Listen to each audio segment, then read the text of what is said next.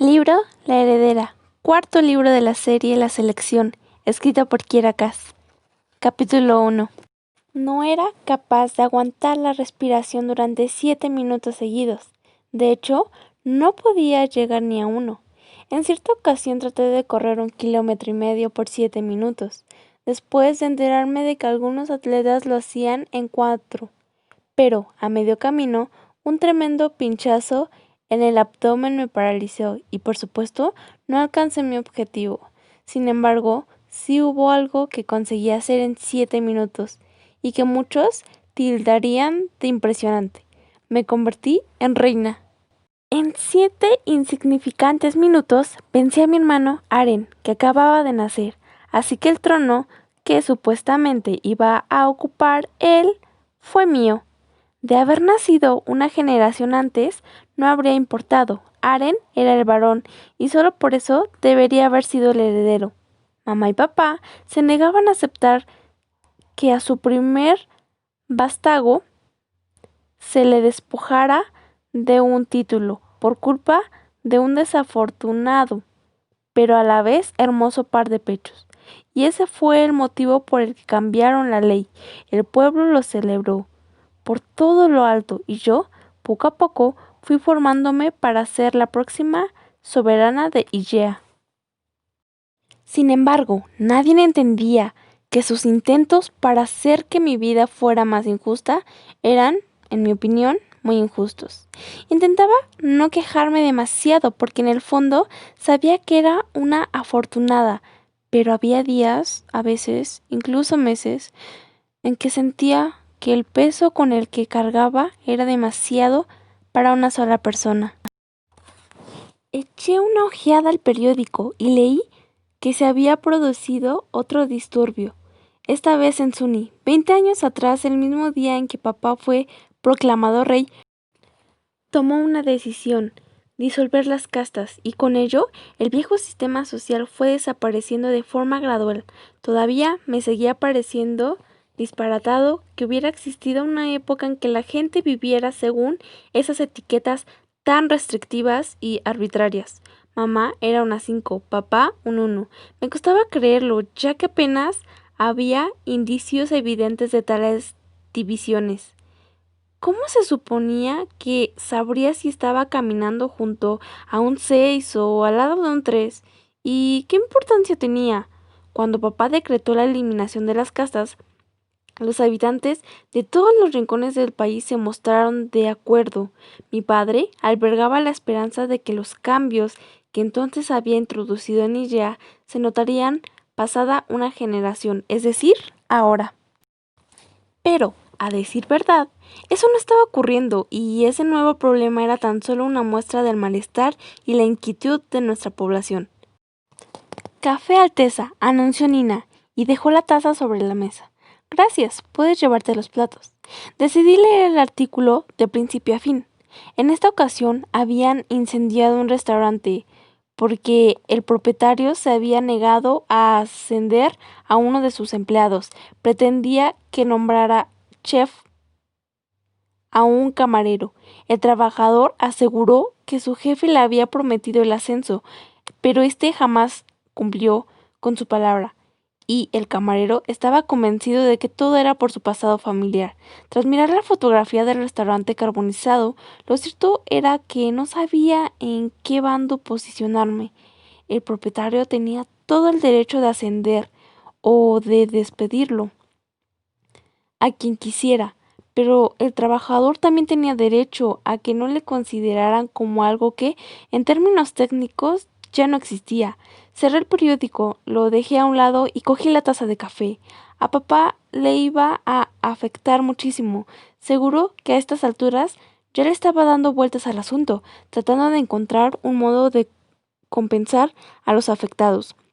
El problema radicaba en que, aunque lo solucionáramos un problema, no disponíamos de las armas necesarias para frenar todos los casos de discriminación por casta. Realizar un seguimiento exhaustivo de cada caso era demasiado complicado, ya que sucedían con más frecuencia de lo deseado. Me acabé el café y abrí el armario de par a par. Ya iba siendo hora de empezar el día. Nina, llamé. ¿Sabes dónde está el vestido de color ciruela? ¿El que tiene un fajín? Entornó los ojos con un gesto de concentración y se acercó para echarme una mano.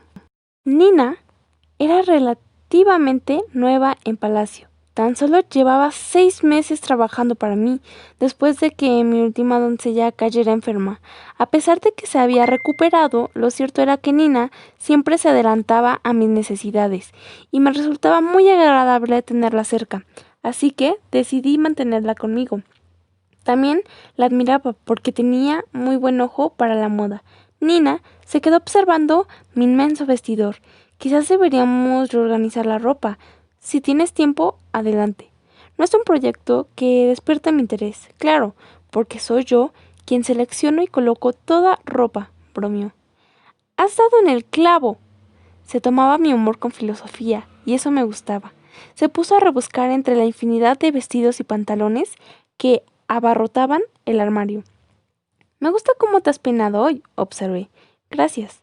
Todas las doncellas llevaban un gorro, pero aún así, Nina se la arreglaba para ser creativa con sus peinados. A veces lucía una cabellera rizada envidiable, y otras se recogía todo el pelo en un moño precioso. Ese día se había hecho unas trenzas que después había enrollado alrededor de la cabeza. Me fascinaba que siempre encontrara una manera de darle un toque personal a su uniforme. ¡Ah! ¡Aquí está! Nina sacó el vestido con la falda hasta la rodilla y me lo mostró. Para ser sincera, el color resaltaba su tez oscura. ¡Genial!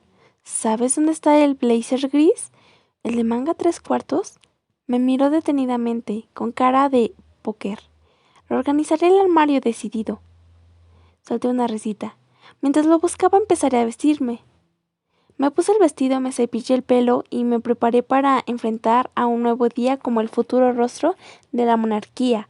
El modelito era lo bastante femenino como para dulcificar mi imagen, pero lo bastante atrevido como para que me tomara en serio. Cada día me esforzaba más para conseguir ese equilibrio. Clavé la mirada en el espejo y me dirigí a mi propio reflejo. Eres Evelyn Chivalry. Según la línea sucesoria, serás la próxima gobernante de este país. Además, serás la primera reina que lo hace sola. Nadie sobre la faz de la tierra, me dije, es más poderosa que tú. Papá ya estaba en su despacho, con el ceño fruncido y el gesto torcido por las noticias. Salvo en los ojos, no me parecía en nada a él, ni mamá tampoco. Todo se ha dicho. Había heredado todos mis rasgos, cabello oscuro, cara ovalada y una piel ligeramente bronceada de mi abuela. En el pasillo del cuarto piso había un retrato suyo, del día de su coronación. Cuando era niña solía estudiar el cuadro e imaginarme en qué me parecía a ella cuando creciera. Al juzgar por la fecha, mi abuela debía de tener más o menos la misma edad cuando la retrataron, y aunque no éramos como dos gotas de agua, a veces sentía que yo era su eco. Atravesé la estancia y le di un beso a mi padre en la mejilla. Buenos días. Buenos días. ¿Has leído los periódicos? Preguntó. Sí, al menos esta vez no ha muerto nadie, y doy gracias a Dios por ello. Esos sucesos eran los peores. Cada vez que me enteraba de que alguien había muerto o desaparecido en una revuelta, se me cogía el corazón. Leer que algunos jóvenes habían muerto asesinados tan solo por mudarse a un vecindario mejor, o que algunas mujeres sufrían ataques violentos por tratar de conseguir un empleo que en el pasado hubiera sido inalcanzable por la casta a la que pertenecían, me parecía terrible. A veces la policía averiguaba el motivo y la persona que se escondía tras los crímenes en un periquete, pero a menudo nos topábamos con varios dedos acusatorios que no apuntaban a ninguna respuesta concluyente. Aquella injusticia me dejaba exhausta y sabía que papá lo pasaba peor. No lo entiendo, murmuró.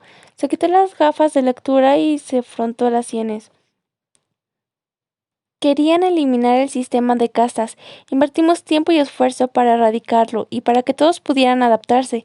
Y ahora están quemando edificios enteros. ¿Hay algún modo de regularlo? ¿Podríamos crear una junta que supervisara este tipo de agravios?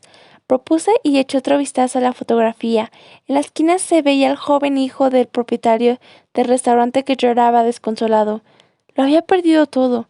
En el fondo había que las quejas no tardarían en llegar, pero también eran conscientes de que papá no soportaba quedarse de brazos cruzados y no hacer nada al respecto. Me miró. ¿Eso eras tú? Esbozó una sonrisa. No.